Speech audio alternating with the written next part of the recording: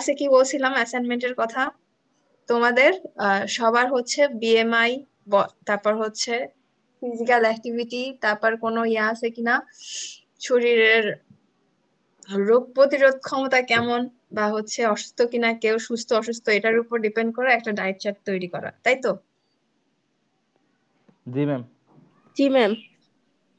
তো আমি পরে ভাবলাম যে এইটা মানে যেহেতু এটার মধ্যে পড়ে না, পোস্ট হারভেস্টের মধ্যে পড়ে না, কিন্তু আসলে এই সেমিস্টার পরে তোমরা হচ্ছে মাস্টার্সে চলে যাবা। মাস্টার্সে জানি না সুযোগ হবে কিনা, তো এই জন্য আমার মনে হলো যে জিনিসটা অনেক বেশি ইম্পর্টেন্ট। তো আমার মনে হলো যে আমি এই অ্যাসাইনমেন্টটা এখানেই দিই, যেহেতু এইটুকু আমার ইয়া আছে, মানে আমার পাওয়ার আছে এইটুকু যে আমি হচ্ছে আমার ক্লাস টেস্টের মার্কসটা আমি যেভাবে ইচ্ছা নিতে পারবো। তো আমি সেক্ষেত্রে 2 মার্কস না দিয়ে আমি 5 মার্কস তোমাদের দিব। তোমরা তোমাদের কাজ হবে শুধুমাত্র তোমাদের নিজেদের না, তোমরা এখন বাসায় আসো, তোমাদের সবার ফ্যামিলি মেম্বারদের সহ, যে কজন ফ্যামিলি মেম্বার আছে এক এক ফ্যামিলিতে, 4 জন 5 জন ভাই বোন সহ, সবারটা সবার একটা ডায়েট চার্ট তৈরি করতে হবে সবার জন্য আলাদা আলাদা, এবং করে সেটা হচ্ছে আমাকে নেক্সট উইক এই দিন আমাকে সাবমিট করতে হবে, এবং সবগুলো একসাথে তোমার হচ্ছে ইমেলের কাছে দিয়ে দিবা, ও আমাকে একটা ড্রাইভে করে বা আমাকে মেল করে দিয়ে দিবে।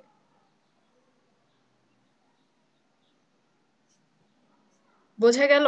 আর এইটার জন্য, এই ডায়েট চার্ট তৈরি করার জন্য তোমাদের জন্য যদি কোনো নিউট্রিশন পড়ে, কোনো ফ্রেন্ড যদি থাকে বা কোনো নিউট্রিশনিস্ট বা যার যার হেল্প নেওয়া লাগে, অথবা হচ্ছে তোমরা আর ইয়া তো আছেই, গুগল তো আছেই। তো আমি চাচ্ছি অ্যাসাইনমেন্টটা তোমরা দিবা, এবং আমি খুব ভালো মতো দেখতে চাচ্ছি।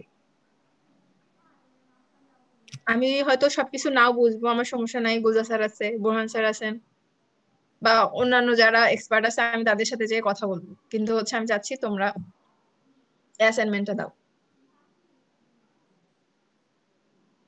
ম্যাম 5 মার্ক না?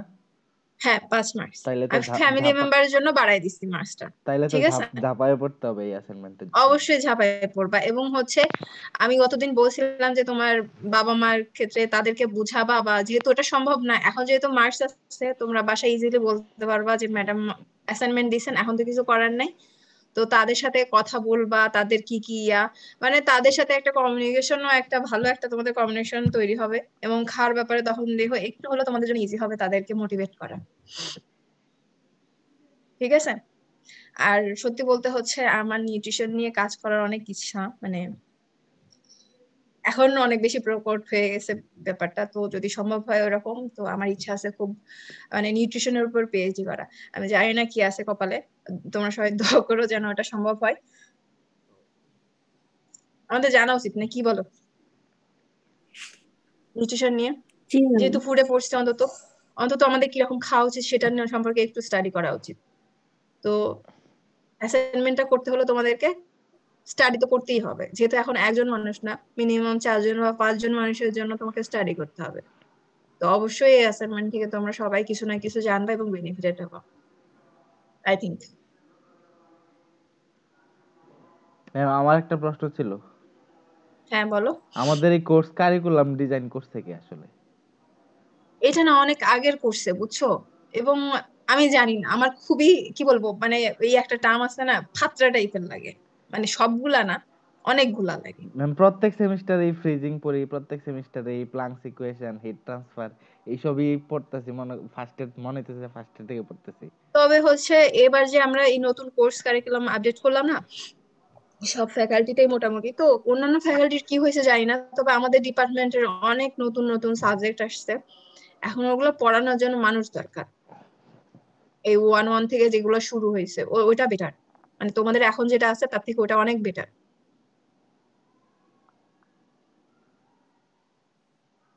আর ডিপার্টমেন্টের নাম চেঞ্জ করা নিয়েও তো কয়েকবার উঠছে, আমি জানি না কতদূর সম্ভব হবে। তবে হিমেল, তোমরা মানে ক্যাম্পাসে আসার পরে এই বিষয়টা নিয়ে একটু ম্যাডামদের সাথে একটু দৌড়াদৌড়ি করো, জি ম্যাম। তাহলে কিন্তু সম্ভব। শুধু হিমেল না, বাকি সবাই একসাথে না হইলে কোনো কাজই সম্ভব না। একজনের কথা যতটা না গুরুত্ব দিবে, 10 জনের কথা আরো বেশি গুরুত্ব দিবে। ঠিক আছে?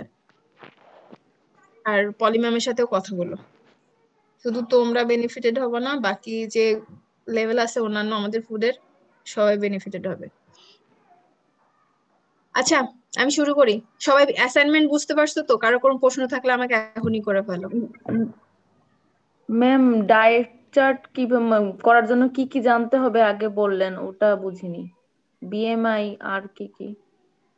আমি বলছি তোমার ইন্ডিভিজুয়াল মানে প্রত্যেক পার্সনের তোমার হচ্ছে ডায়েট চার্ট কিন্তু ভিন্ন হয়। একই ওয়েট থাকলো, একই হাইট থাকলো, বিএমআই দেখা যায় যাচ্ছে একই হলো, কিন্তু তারপরও ছেলে হিসাবে মেয়ে হিসাবে তোমার তাদের ফিজিক্যাল অ্যাক্টিভিটি কেমন সেটার উপরে, তারপর তুমি মানে তোমার শারীরিক কন্ডিশন কেমন, তুমি সুস্থ না অসুস্থ সেটার উপরেও ডিপেন্ড করবে। হয়তো মানে অতটা ম্যাম হায়ার যার লেভেলে যার তোমরা উপর যেতে, ডিপেন্ড করে। হ্যাঁ, তো অতটা হাই লেভেলে হয়তো বা ম্যাম যাইতে পারবা না, কিন্তু তোমরা হচ্ছে মানে এইটা নিয়ে বেশ কিছুটা তোমরা স্টাডি করবা নেটে। নেটে সার্চ দিয়ে দেখবা যে বই হোক বা হচ্ছে এমনি কোনো পাওয়ার পয়েন্ট, যেখানে যেটা আছে যতটুকু ইনফরমেশন তোমরা কালেক্ট করতে পারো সেটা থেকে, প্লাস বললাম যে কোনো যদি ডায়েটিশিয়ান বা নিউট্রিশনিস্ট কেউ যদি থাকে তোমাদের ফ্রেন্ডে যারা পড়াশোনা করতেছে ওটা নিয়ে, নিউট্রিশন নিয়ে, সেটা নিয়ে, আবার যে নিউট্রিশন ক্লাব আছে তোমাদের, তো সেখানে যারা আছে মেম্বার আছে তাদের কাছ থেকে হেল্প নিতে পারো, অথবা কোনো ডাক্তার নিউট্রিশনিস্ট যারা আছে কোনোভাবে তাদের কাছে যদি কোনোভাবে যাওয়া সম্ভব হয় সেটাও একটা করতে পারো। মানে তোমাদের যতটুকু মানে আম, করার জন্য মানে যা যা করা লাগে।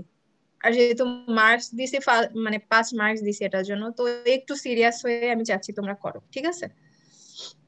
ম্যাম পুরো ফ্যামিলির জন্য করবো না শুধু ইন্ডিভিজুয়ালের জন্য? পুরো ফ্যামিলির জন্য। একজনের জন্য হলে তো 5 মার্কস দিতাম না, আচ্ছা দিতাম, যাই হোক এতটাও আমার ইয়া নাই, পাওয়ার নাই, ঠিক আছে? তো যদি 10 মার্কসের মধ্যে যদি এইটাতেই 5 মার্কস দিয়ে দিই, আবার তো আরো তো আমার নিতে হবে নাকি, ক্লাস টেস্ট নিতে হবে, তখন আমি বিপদে পড়ে যাব। হ্যাঁ, আর কেউ কিছু বলবা? সবাই বুঝতে পারছো? নেক্সট উইক রবিবার বিকাল 5টা তোমাদের, এটা হচ্ছে লাস্ট টাইম, এবং এরপরে আমি কোনো তোমার ম্যাম খাতায় লিখে দিলে হবে অ্যাসাইনমেন্ট না নাকি একসেপ্ট করবো কিভাবে দিব? না, খাতায় লিখে দিলে হবে না, তাহলে কি? অ্যাসাইনমেন্ট হিসাবে দিবা ওয়ার্ড ফাইলে। আচ্ছা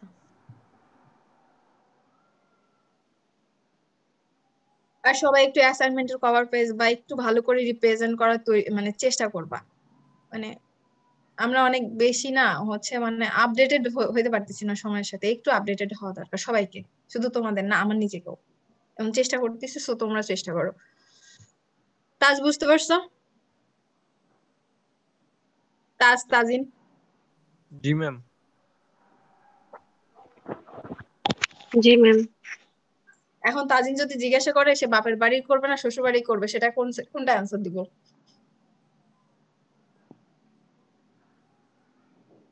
ম্যাম দুইটাই করুক। দুটাই করবে? তো তারা ম্যাম যারা বিবাহিত দুটাই যেখানে করুক। করুক। ম্যাম আমি যেখানে আছে ওইখানে একটা পড়বো। আচ্ছা ঠিক আছে, আমি ক্লাস শুরু করি। ওকে, আর যারা আসেনি তাদেরকে বলে দিও, 28 জন আছো তোমরা, আরো বাকি 7 জন আসে নাই, তো তাদেরকে জানাই দিও, তোমাদের গ্রুপে বলে দিও লাস্ট টাইম আমি বলে দিছি রবিবার বিকাল 5টা। ঠিক আছে? তোমরা চাইলে ইন্ডিভিজুয়ালি আমাকে মেইল করতে পারো, কিন্তু ওই ইন্ডিভিজুয়ালি দেওয়ার থেকে তোমরা সবাই হচ্ছে ইমেলকে দিয়ে দিও, ও একটা ফোল্ডার করে আমাকে পাঠিয়ে দিবে, সেটা সব থেকে বেটার হয়। ঠিক আছে, আজকের ক্লাসটা হচ্ছে আমি গতদিন নিয়েছিলাম একটা ইন্ট্রোডাকশন হর্টিকালচার ক্রপস এর উপরে, আজকে হচ্ছে পোস্ট হারভেস্টিং হ্যান্ডলিং, কিছু বায়োলজিক্যাল অ্যাসপেক্ট আছে পোস্ট হারভেস্টিং হ্যান্ডলিং এর উপরে, বা হচ্ছে স্ট্রাকচার যে ক্রপস এর, বিশেষ করে আমরা মেইনলি ফ্রুটস এন্ড ভেজিটেবলস নিয়েই পড়বো, তো তাদের স্ট্রাকচার কেমন, তাদের কম্পোজিশন কেমন, এইগুলা পোস্ট হারভেস্ট লাইফ এর উপর কিভাবে এফেক্ট করে, এগুলো সম্পর্কে একটু জানবো আজকে। তো আজকে লেকচারের কন্টেন্ট গুলো হচ্ছে এরকম যে classification of crop produce, structure of fruits and vegetables, chemical basis for handling fruits and vegetables, post harvest physiology, factors affecting physiological process in fruits and vegetables after harvest। আচ্ছা শোনো, আজকের এই লেকচারটা কিন্তু আমার রেডি করা না, এটা আমি নেট থেকে নিয়ে আসছি, আমার দেখে ভালো লাগছে, পরে মনে হলো যে মানে আমার নিজে তৈরি করা মনে হলো যে এই লেকচারটা দিয়ে মনে হয় বেটার হবে, তো আমি আর নতুন করে তৈরি করি নাই, আমি ওই নেট থেকে ডাউনলোড করে ওটাই সরাসরি তোমাদের পড়াচ্ছি। আচ্ছা, ক্লাসিফিকেশন অফ ক্রপ প্রডিউস। এখন হচ্ছে তার আগে বলি ফ্রুট, যেটা তোমরা সবাই জানো যে হচ্ছে ফ্রুটস বোটানিক্যালি হচ্ছে আর mature ovaries and seed bearing parts of plants. প্লান্টসের যে ওভারি সেটা হচ্ছে ম্যাচিউর হওয়া, আর হচ্ছে তাদের যে পোর্শনটা সিড বিয়ার করে সেটা হচ্ছে মেইনলি ফ্রুটস। তো এখানে গ্রেনস, লিগুমস, নাটস এগুলা চলে আসছে ক্রপস এর মধ্যে, কিন্তু আমরা মেইনলি হচ্ছে তোমার যেটা হর্টিকালচার ফ্রুটস অ্যান্ড ভেজিটেবলস নিয়ে পড়বো। The succulent, high moisture and generally sweet fruits and consumed raw as dessert rather than main meals. Fruit যেগুলো আছে সেগুলো দেখা যাচ্ছে কি, সেগুলো আমরা মেইনলি প্রসেসিং করে খাই না, সেটা সাধারণত দেখা যাচ্ছে যে আফটার মিলে ডেজার্ট হিসাবে বা এমনি নর্মালি খেয়ে থাকি। আর এটা হচ্ছে একটা টার্ম দিয়ে বোঝাইছে সাকুলেন্ট, এটা মানে কি?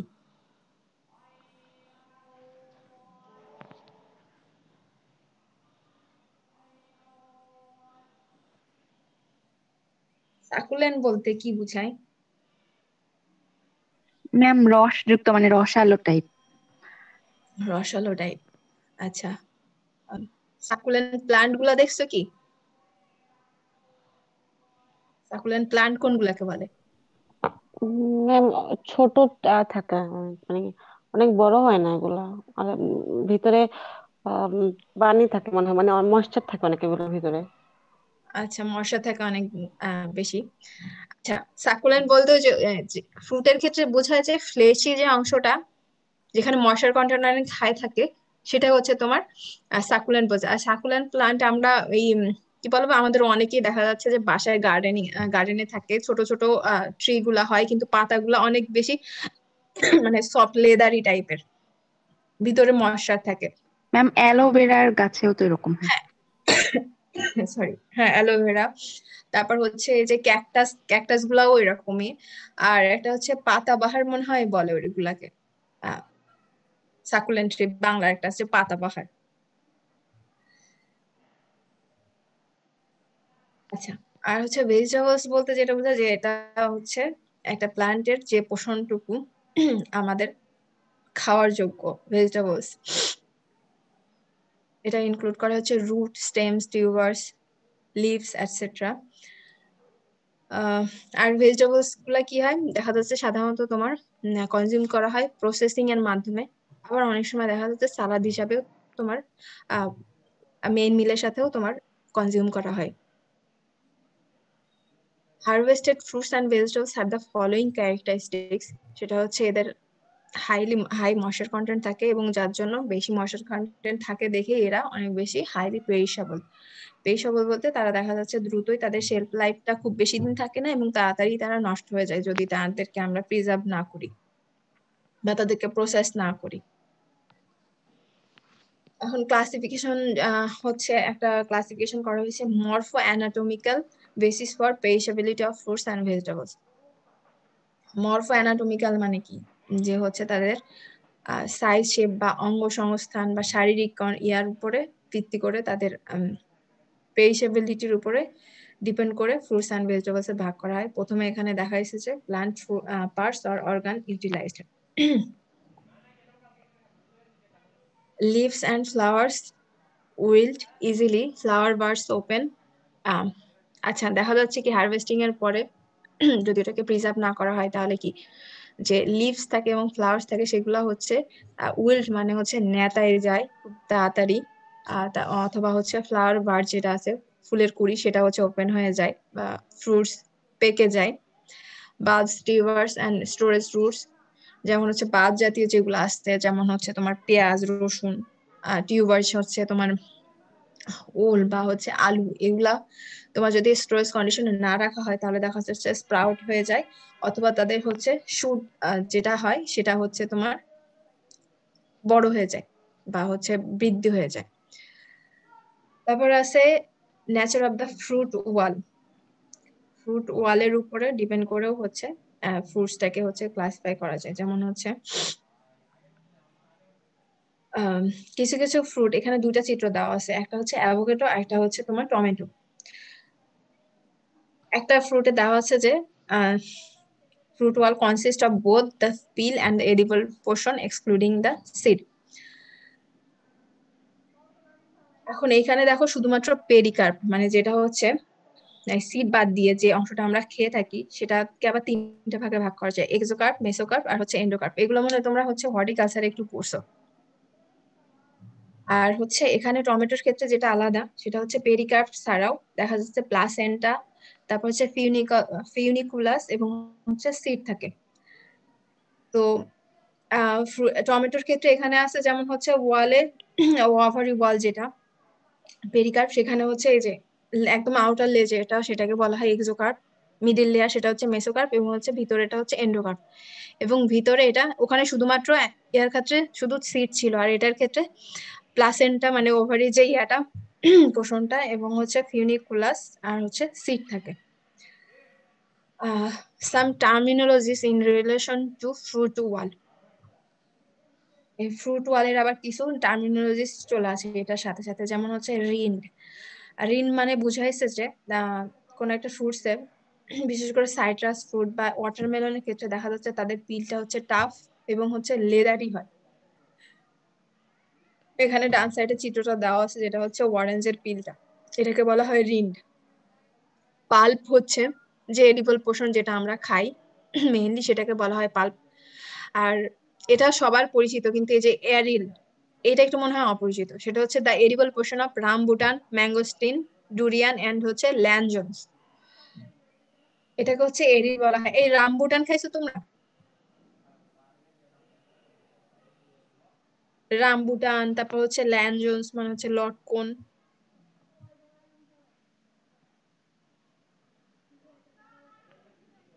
ম্যাম লটকন তো খাইছি। রামবুটান খাইছো কেউ? রামবুটান অবশ্য ঢাকা অনেক পাওয়া যায়, বেশ দামি, 400-500 টাকা মনে হয় কেজি, তার বেশিও হতে পারে। রামবুটান কেউ খাও নাই তোমাদের এই 29 জনের মধ্যে? ম্যাম না, আমি তো শুনি নাই। এই যে রেড রঙের এই যে ইয়াটা ফ্রুটটা, এটা হচ্ছে রামবুটান। ভিতরটা হচ্ছে লিচুর মতো, মানে খেতে মোটামুটি তোমার হচ্ছে লিচুর মতো লাগে, কিন্তু লিচু থেকে একটু হার্ড টাইপের, মানে টেক্সচারটা একটু হার্ড, অত বেশি সফট না, তবে মজা আছে খেতে। তো এই যে এই পোর্শনটা এটাকে বলা হয় হচ্ছে তোমার অ্যারিল। আবার এইটাই সেম হচ্ছে আমরা ওই তোমার লটকন যেটা খাই, ডুরিয়ান হচ্ছে ডুরিয়ান তোমার কি বলবো, এটা সার্চ দিলে দেখতে পারবো। ওটা মেবি হচ্ছে ওই যে কাঁঠালের মতো একটা ফল, কিন্তু একটু আলাদা। এটা মেবি মালয়েশিয়া বা থাইল্যান্ডের দিকে হচ্ছে এই ফলটা খায়, এটাকে বলা হচ্ছে অ্যারিল। হচ্ছে the nature of the fruit wall greatly influences the effect of the environment on the organ and its susceptibility to mechanical damage. আচ্ছা, নর্মালি যখন কি আমরা কোনো ফ্রুটস দেখি সেটা আমরা খুব ভালো মতো বুঝতে পারি যে যে ফ্রুটস এর তোমার পিলটা তোমার মানে কম্পারেটিভলি পাতলা হয়, বা দেখা যাচ্ছে যে ওই পিলের উপরে তোমার হচ্ছে কিউটিকলস মানে কিউটিসেলস বা হচ্ছে তোমার হচ্ছে আরো যেগুলো আছে যদি না থাকে, তাহলে দেখা যাচ্ছে কি এই প্রোডাক্টটা মানে খুব বেশি তাড়াতাড়ি তোমার ড্যামেজ হয়ে যায়। সেটা হচ্ছে তোমার মাইক্রোবিয়াল অ্যাটাক কি বলো বা হচ্ছে মেকানিক্যাল ড্যামেজই বলো, এটা অনেক বেশি সাসেপ্টিবল। কিন্তু এই সেটার উদাহরণ দেওয়া আছে এখানে টমেটো, কিন্তু ওইটার তুলনায় যদি আমরা দেখি অরেঞ্জে দেখো, বা হচ্ছে এখানে দেওয়া আছে অ্যাপল বা হচ্ছে স্টার ফ্রুট কামরাঙ্গা, এটার কি এটার হচ্ছে আউটার পার্ট যেটা বা পিলটা সেটা হচ্ছে কি সাকুলেন্ট এবং হচ্ছে পিলটা দেখা যাচ্ছে একটু হার্ড, যার জন্য এটা কি মেকানিক্যাল ড্যামেজটা একটু কম হয়। Fruits with leathery peel are less susceptible to bruises, বা হচ্ছে কম আঘাত প্রাপ্ত হয় তুলনামূলক, যেটার হচ্ছে পিলটা তোমার পাতলা, যেমন হচ্ছে এখানে উদাহরণ দেওয়া আছে স্টার ফ্রুট এবং হচ্ছে অ্যাপল। আচ্ছা, fruits with thick and hard fruit wall like cucumbers, melons, and squash are better able to withstand damage than those with soft fruit walls like tomatoes and bananas. এটুকু তো পরেই বোঝা যাচ্ছে যে যেসব ফ্রুটের হচ্ছে ইয়াটা সেল ওয়াল, ফ্রুট ওয়ালটা তোমার থিক এবং হার্ড হবে, সেগুলা তোমার হচ্ছে কম ড্যামেজ হবে এবং দেখা যাচ্ছে তার শেলফ লাইফও বেশি দিন হয়। কারণ তাদের কি হয়, দেখা যাচ্ছে রেসপিরেশন রেট কম হচ্ছে, ট্রান্সপিরেশন কম হচ্ছে, যার জন্য এগুলা শেলফ লাইফটা অনেক বেশি দিন থাকে তুলনামূলকভাবে। আচ্ছা, 3 নাম্বারটা হচ্ছে surface area to volume ratio. এখানে এখন এটার সাথে তোমার ইয়ার সম্পর্ক কি, পোস্ট হারভেস্ট লাইফের সম্পর্ক কি? দেখো তো, surface area to volume ratio বলতে আমরা কি বুঝি? কেউ বলতে পারবা surface area to volume ratio দিয়ে কি বোঝাচ্ছে?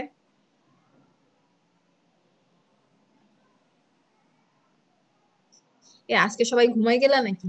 না ম্যাম। ক্লাস অনেক বোরিং লাগতেছে। অবশ্যই পোর্শনটুকু অনেক ইজি, আমার পোর্শনই অনেক ইজি থাকে।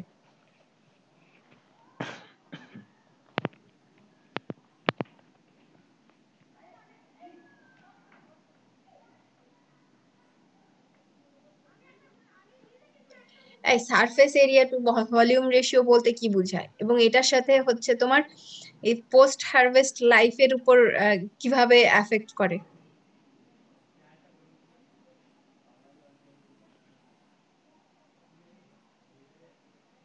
সুস্মিতা?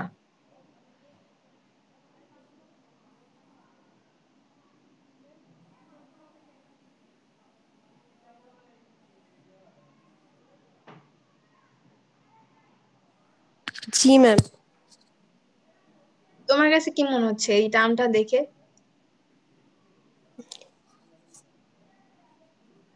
ম্যাম আসলে ম্যাম নেট প্রবলেম দেখে আমি শুনতে পাচ্ছিলাম না ঠিক মতো। ম্যাম আরেকবার একটু বলবেন কোশ্চেনটা? না, আমি বলছি যে হচ্ছে তোমার এই surface area to volume ratio, এটার সাথে পোস্ট হারভেস্ট লাইফ বা প্রোডাক্টের শেলফ লাইফটা কিভাবে ডিপেন্ড করে?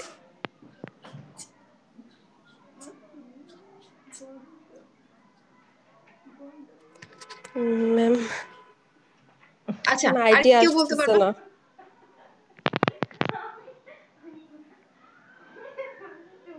আচ্ছা, আমি বলি, surface area to volume ratio এটা দ্বারা বোঝায় যে পার ইউনিট ভলিউমে তোমার সারফেস এরিয়াটা কতটুকু আছে।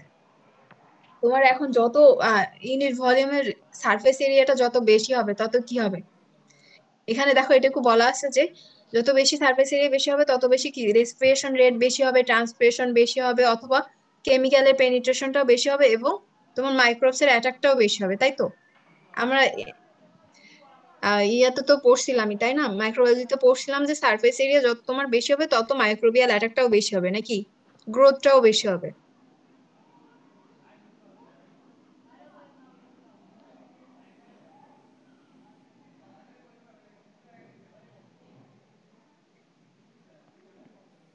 আচ্ছা, তোমরা কি বুঝতেছো নাকি মানে ক্লাসেই নাই? আমি না বুঝতে পারতেছি না আজকে তোমাদের ইয়া দেখে।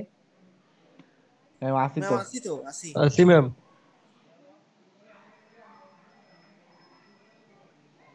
আচ্ছা, আমি তো এটা বলে দিলাম যে পার ইউনিট ভলিউমে তোমার সারফেস এরিয়া যে এটা রেশিও, সেটা হচ্ছে যেটা যদি বেশি হয় তাহলে সেক্ষেত্রে দেখা যাচ্ছে রিঅ্যাক্টিভ এরিয়াটা বেশি হয়ে যাচ্ছে তোমার রেসপিরেশনের ক্ষেত্রে, ট্রান্সপিরেশনের ক্ষেত্রে, বা এই যে কয়টা বললাম। তো এইগুলা বেশি হলে কি হবে, এটা আমাকে কেউ একটু ব্যাখ্যা করো। এই আমি জানি তোমরা এতটাও গাধা না, ঠিক আছে, যে এইটা হচ্ছে বলতে পারবা না।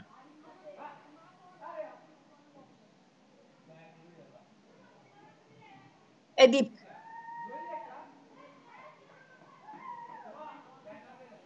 জি ম্যাম। হ্যাঁ, তুমি বলো, সারফেস এরিয়া বেশি হয়ে গেলে কেন ট্রান্সপিরেশন বা রেসপিরেশন রেট বেশি হয়ে যাবে? ম্যাম আমরা জানি ম্যাম যে রিঅ্যাকশন রেটটা সারফেস এরিয়ার উপর ডিপেন্ড করে। তাহলে মানে সারফেস এরিয়া যত বেশি হবে ম্যাম, যেমন বাতাসের অক্সিজেন গুলা তত বেশি মানে আমাদের মানে প্রোডাক্টের এরিয়ার সাথে রিঅ্যাকশন করতে পারবে, বা এয়ারের মাইক্রোবস প্লাস বিভিন্ন ধরনের ম্যাম রিঅ্যাক্টেন্ট থাকবে যেগুলা খুব তাড়াতাড়ি মানে রিঅ্যাকশন সারফেসটা বেড়ে যাবে ম্যাম। আচ্ছা, রিঅ্যাকট্যান্ট সারফেস বেড়ে যাবে বা রেটটা অনেক বেশি বেড়ে যাবে, আর রেট বেড়ে গেলে কি হবে যদি প্রোডাক্ট আমার খুব বেশি রেসপিরেশন বা ডিগ্রেড হবে ম্যাম। Transpiration rate? হ্যাঁ, প্রোডাক্টে কি প্রোডাক্ট হবে? খুব বেশি ডিগ্রেডেড হবে। আচ্ছা খুব বেশি ডিগ্রেডেড হবে, এটাই আমি জানতে চাচ্ছিলাম। তোমরা সিরিয়াস ক্লাসে মনে হচ্ছে কেউ নাই, কারণ আমি জানি তোমরা এগুলা পারবা, তো কেউ কোনো অ্যান্সারই দিচ্ছ না।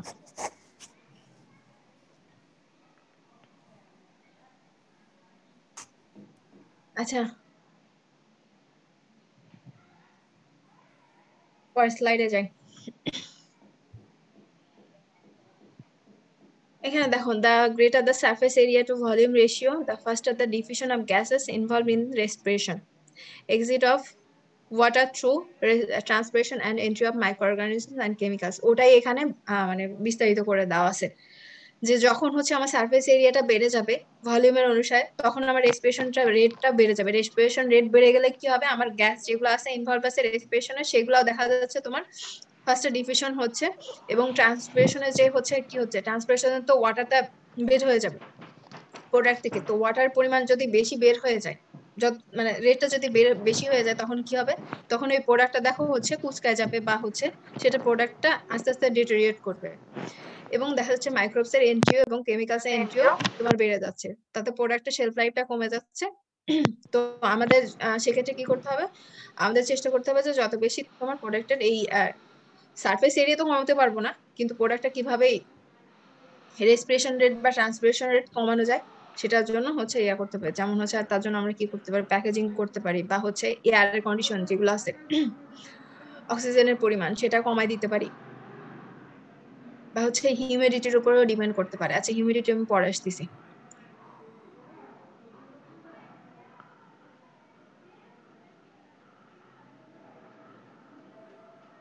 কি হলো এটা? আচ্ছা নেচার অফ দ্য কিউটিকল। কিউটিকলের উপরে কিউটিকল হচ্ছে তোমার মরফো অ্যানাটমিক্যাল, এটার মধ্যে চলে আসে ক্লাসিফিকেশনের মধ্যে, এবং কিউটিকল এর উপর কেমনে হচ্ছে পোস্ট হারভেস্ট লাইফ ডিপেন্ড করে সেটা এখন একটু বর্ণনা করি। সেটা হচ্ছে এখানে যেটা বোঝাচ্ছে কিউটিকল কি, সেটা হচ্ছে non cellular waxy layer above the epidermal cells of the community.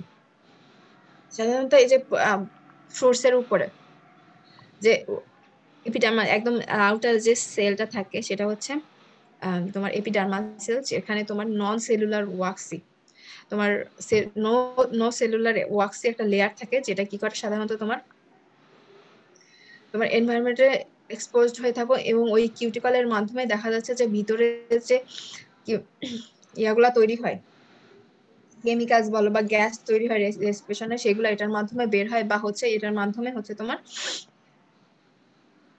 বাইরে থেকে তোমার ভিতরে চলে আসে প্রোডাক্টের। The thicker and more complex of the cuticle, the greater is its protective capacity.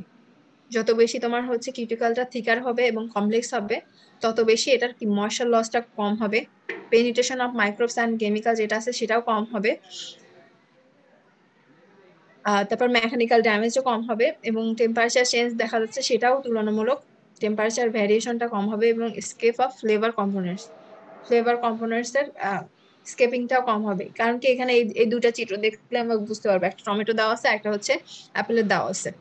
তো এটা দেখা যাচ্ছে যে অ্যাপল যেটা দেওয়া আছে এখানে এর শরীরে যে কিউটিকাল আছে টমেটোর এরকম নাই, তাহলে কি হবে, তুলনা করলে দেখা যাচ্ছে টমেটোর ক্ষেত্রে কিউটিকাল না থাকায় এটার ময়েশ্চার লস দেখা যাচ্ছে অনেক বেশি হবে।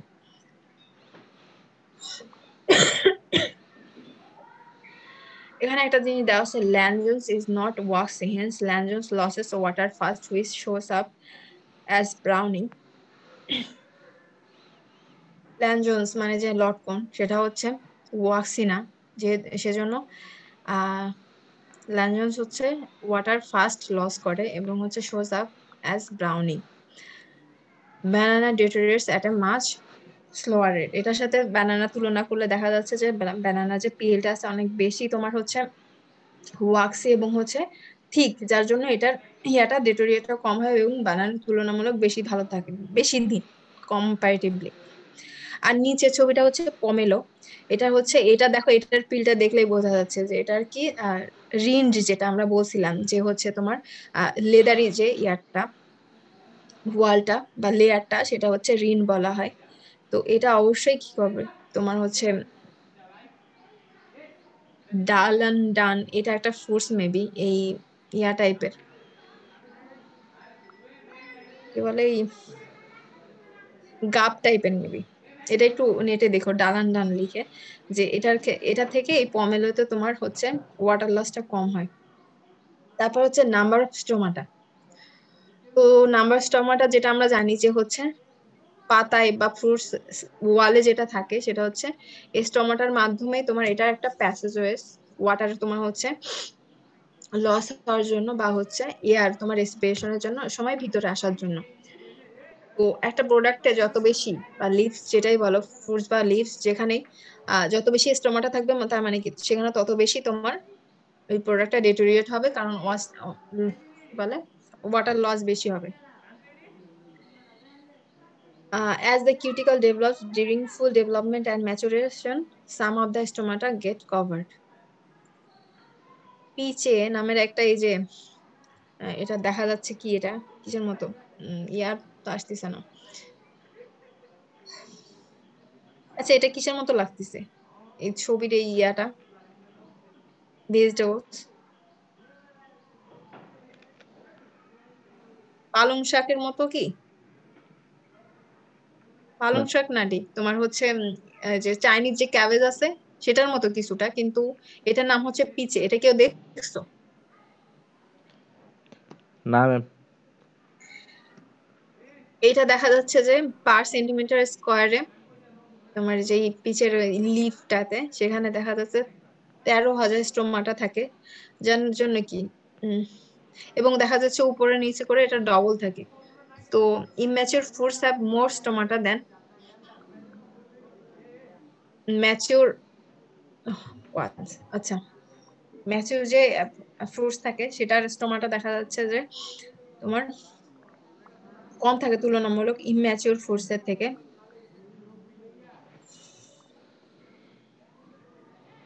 আচ্ছা এখন আসি হচ্ছে amount of hairs and or spines. এই ছবিটা দেখে মনে হয় একটু বোঝা যাচ্ছে যে hairs or spines are elongation of the epidermal cells. আমরা ওখানে প্রথম পড়ছিলাম কি, হ্যাঁ কিউটিকল ছিল না?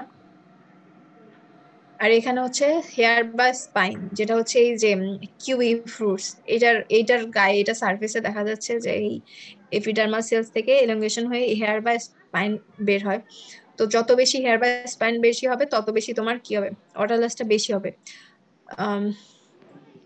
ভিজিবল হেয়ারস অর স্পাইন যেগুলো আসে সেগুলোকে সাধারণত ইমার্জেন্সেস বলা হয়, while tiny hairs which may not be visible to the naked eye are called trichomes. আবার কিছু এরকম হেয়ারস আছে, স্পাইনস আছে যেগুলো আবার খালি চোখে দেখা যায় না, সেগুলোকে বলা হয় trichomes. The special name for the rambutan is spintern. আচ্ছা এই রামবুটানের এপিডার্মাল সেল থেকে যেটা বের হয়েছে হেয়ার লাইক যেগুলো অনেক বেশি বড় বড়, এগুলাকে আবার স্পাইন টার্ন বলা হয়। এই প্রত্যেকটা স্পাইন টার্নে দেখা যাচ্ছে আবার অনেক পরিমাণ তোমার হচ্ছে ট্রাইকোমস থাকে, যেগুলো আবার খালি চোখে দেখা যায় না। The more trichomes, the faster is the deterioration since they increase the surface area to volume ratio of the commodities. আচ্ছা যত বেশি তোমার ট্রাইকমস থাকবে তত বেশি তোমার প্রোডাক্টটা ডেটোরিয়েশন হবে, যেহেতু কি তারা হচ্ছে এই প্রোডাক্টে তোমার সারফেস এরিয়া টু ভলিউম রেশিওটা বাড়ায় দেয়।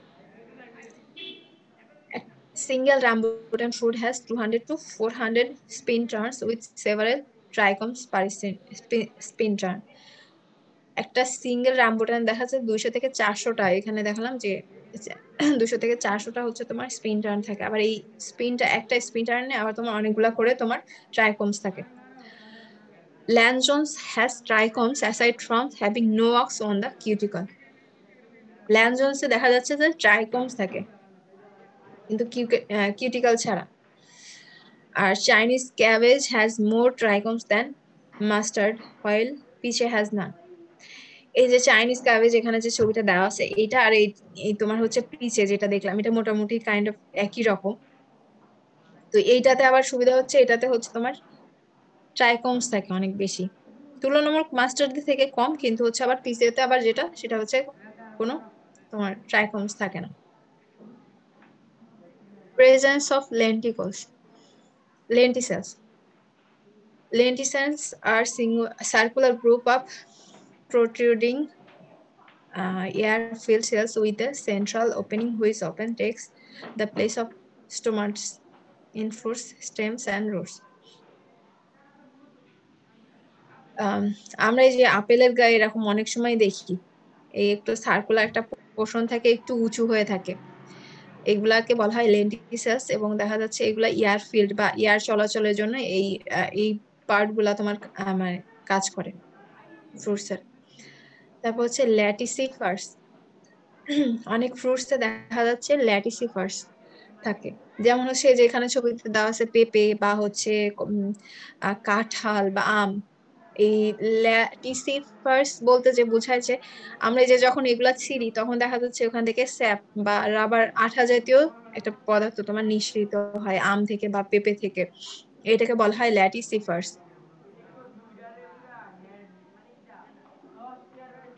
এটা দেখা যাচ্ছে এই ল্যাটিসিফার্স এর কাজ কি, এটা যখন হচ্ছে বের হয় তখন দেখা যাচ্ছে যে বাইরের যে পেস্টিসাইডস বা হচ্ছে প্যারাসাইট যেগুলো আছে ক্ষতিকর সেগুলোকে তোমার ইনহিবিট করে তোমার প্রোডাক্টের ভিতরে আসতে। Classification of food crops based on their post-harvest life.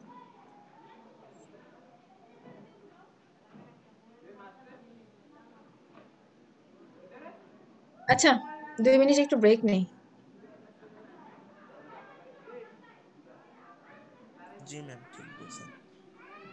ঠিক আছে, কে বলছো ঠিক আছে?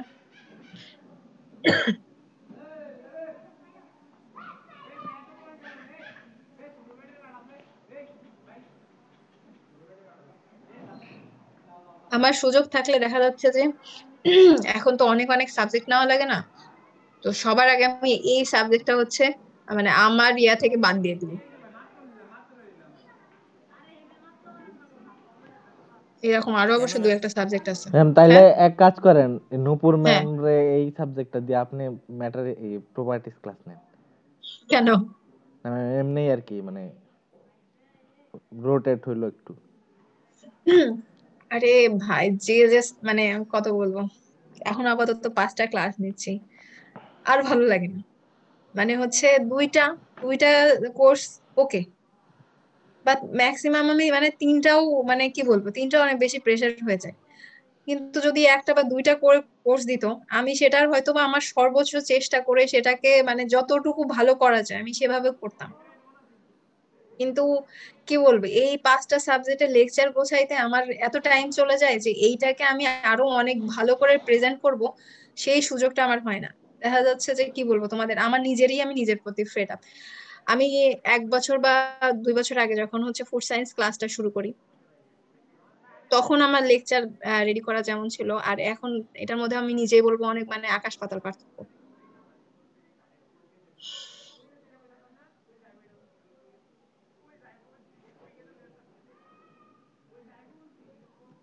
আমাদের ক্লাস নিয়ে ফেললে তো এরপরে আর আপনার ইয়ে থাকার মানে সমস্যা থাকার কথা না, কারণ সবগুলার তো লেকচার সামনের বছর থেকে অলরেডি রেডি থাকবে না। হ্যাঁ রেডি থাকবে, কিন্তু তারপরে কি বলতো তুমি ওই মানের করা না সম্ভব হয় না এই অল্প সময়ের মধ্যে। দেখা যাচ্ছে যে সত্যি বলতে মানে ডিপার্টমেন্ট থেকে এসে বাসায় এসে দেখা যাচ্ছে আমার কাজই এখন সারাদিন এই লেকচার তোমার এখান থেকে ওখান থেকে কালেক্ট করা করে সেটারে নিজের মতো করে রেডি করা, আর এর বাইরে মনে হয় আমি একটু রান্না বান্না করে খাওয়া দাওয়া করি। আর হ্যাঁ তার মধ্যেও তাও ভালো যে এর মধ্যে ঘোরাঘুরিও করি, কারণ আসলে না ঘুরলে আমি মনে হয় পাগল হয়ে যেতাম। ম্যাম আমাদের ক্লাস বেশি নেন না, আমরা তো শেষই, ওদের কম নিয়েন। কাদের? তাই তো ম্যাম ম্যাম ছোটদের ইয়েতে থাকতে পরে কি বলে নিয়েন, আমরা চলে গেলে নিয়েন। সেকেন্ড ইয়ার থার্ড ইয়ারে থাকতে ভাবতাম যে স্যাররা বোধহয় সিনিয়রদের ক্লাস নেওয়া নিয়ে অনেক ব্যস্ত, এখন ফোর্থ ইয়ারে ওইটা বুঝি যে স্যাররা আসলে ক্লাস নেই কার।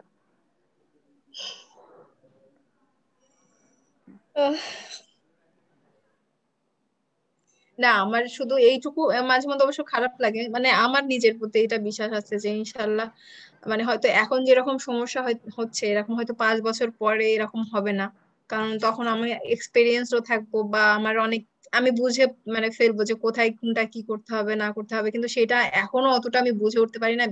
প্লাস হচ্ছে এই যে কি বলবো স্ট্রেস ম্যানেজমেন্ট, এটা না আমি এখনো করতে পারতেছি না, কারণ এই যে একদিনে 2টা ক্লাস নিতে গেলে দেখা যাচ্ছে যে আমার অবস্থা খারাপ হয়ে যায়। তো সব মিলায় যাই হোক, আমি আমার বেস্টটা তোমাদের দিতে পারতেছি না, এটাই আমার আফসোস।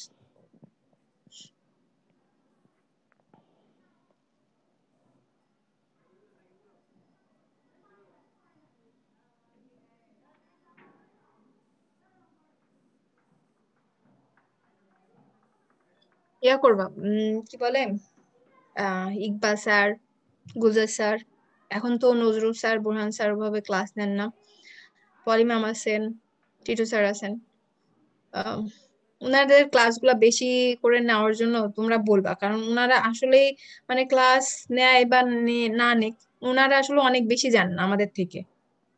ম্যাম গুলজার স্যার অনেক ক্লাস নেয়। গুলজার স্যার অনেক ক্লাস নেয়, স্যার হয়তো মাঝে মধ্যে ভুলে যায়, কিন্তু স্যার না অনেক বেশি জানে।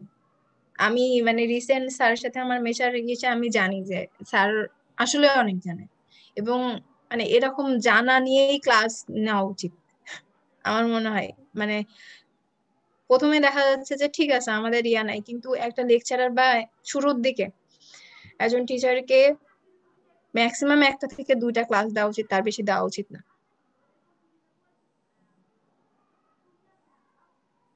ওকে, হুদাই পেঁচাল পারতেছি।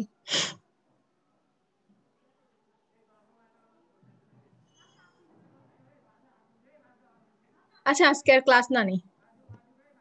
আচ্ছা ম্যাম, সমস্যা নেই। এটাই ভালো হবে ম্যাম। একদিনে বেশি পড়া হলে সমস্যা। মোটেও বেশি পড়ায় ফেলি নাই, আমার যেটা ছিল সেটা অনেক মানে কমই ছিল আজকের। ম্যাম সকালে আরো 2টা ক্লাস করছি। তোমরা দুইটা ক্লাস করছো, আমি একটা ক্লাস নিছি।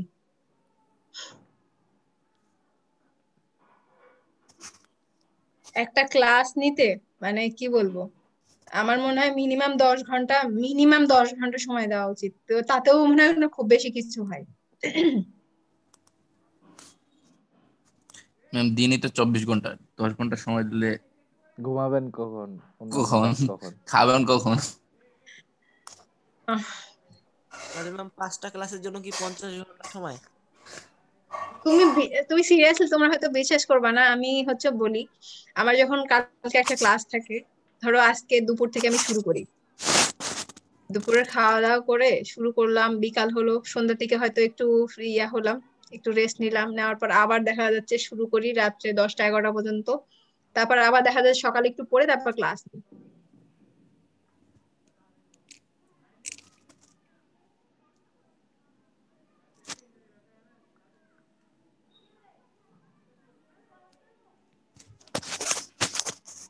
আচ্ছা হইছে, তাই এসব কথা বলার কোনো মানে হয় না। তোমরা ইয়া করবা, তোমরা অ্যাসাইনমেন্টটা ভালো করে দিও, ঠিক আছে?